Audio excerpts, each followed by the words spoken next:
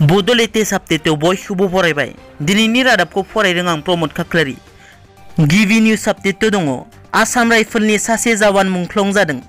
अरुणाचल प्रदेशनि सालां जिल्लानि इन्ड' म्यानमार सिमनानि खाथियाव NSCNनि सन्देह गोनां उदखारि हानजाजों जानाय दाङाबाजियाव आसाम राइफलनि सासे जवाना मुंख्लं जायो लोगोसे सानै जवाना जोखोम जादों होननानै आसाम पुलिसनि मोनसे सुलुङा मिथिहोदों मुंख्लं जानाय जवानखौ आफ्तार साकमा होननानै मिथिनो मोननाय जादों लोगोसे जोखोम जानाय बाबुल आरो बलदेब मुंनि सानै जवानखौ फाहामथायनि थाखाय लांनाय जादों होननानै सुलुङा फोरमायो नैथियाव दङ कार्बि आंलंआव जानाय इनकाउन्टाराव साद' उदखारिनि जिउ खहा कार्बि आंलंआव जानाय मोनसे इनकाउन्टाराव साद' डिमासा नेशनेल लिबारेशन आर्मिनि सोद्रोमाफोरा जिउ खहा जायो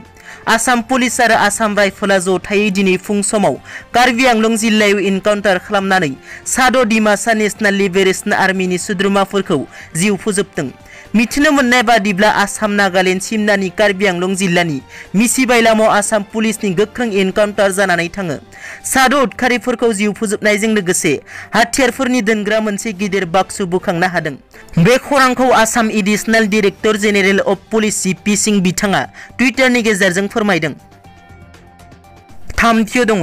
उन्दै हिनजावसाया जिनाहारि खालामजानाय नखराव खौरां लाहैदों बिना गयारिया क'क्राझार जिल्लानि बिसमुरि थानानि सिङाव थानाय दिदोमपारा गामिनि 9 बोसोर बैसोनि सासे 5 थाखोआव फरायफुबाय थानाय उन्दै हिनजावसाखौ रावबो गैयै समाव खाबु लानानै न' खाथिनिनो 55 बोसोर बैसोनि रघुनाथ नार्जारी मुंनि सासे सुबुङा गोबाव समनिफ्रायनो जिनाहारि खालामबोबाय थानाय जाथायनि खौराङा सोराङाव फैदों मख'नो गोनांदि हिनजावसानि बिब'आ गोबाव समनिफ्रायनो बेबादि बिनानावनि बोलि जाबोनांनायनि इसाराखौ मिथिनानै बिमा बिफानो खिन्थाबोसेयावबो बिमा बिफाया फोथायै आरो उल्थायै फिसाजोखौ रायबोबाय थानायनि जाहोनाव गथ'सानि 14 बोसोर बैसोनि बिब'आ थांनाय 20 मे खालार खालि फासि नांनानै गावखौनो फोजोबना लायो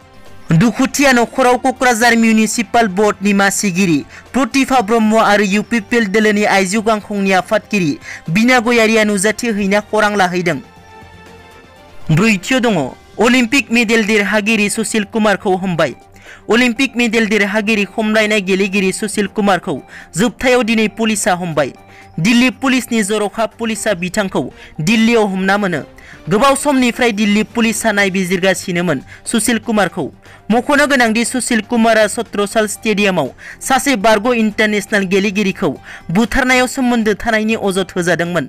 बिथाङा थांनाय गोबाव सान खारखोमाना दंमोन सुशील कुमारा दिल्लीनि रोहिणी जिल्ला बिजिरसालियाव सिगाङावनो जामिननि थाखाय खावलायदोंमोनब्लाबो बिजिरसालिया नेवसिदोंमोन थांनाय 4 मेनिफ्राय खारखोमाना थानाय सुशील कुमारनि खौरां होनो हायोब्ला 1 लाख रांनि नोगोद बान्था फोसावदोंमोन दिल्ली पुलिसा पुलिसनि बे फोसावनायनि उनावनो सुशील कुमारा जामिननि थाखाय आर'जलाइ होदोंमोन बिजिरसालिया 15 मेयाव सुशील कुमारनि बेरेखा जामिन गैयै वारेन्ट होदोंमोन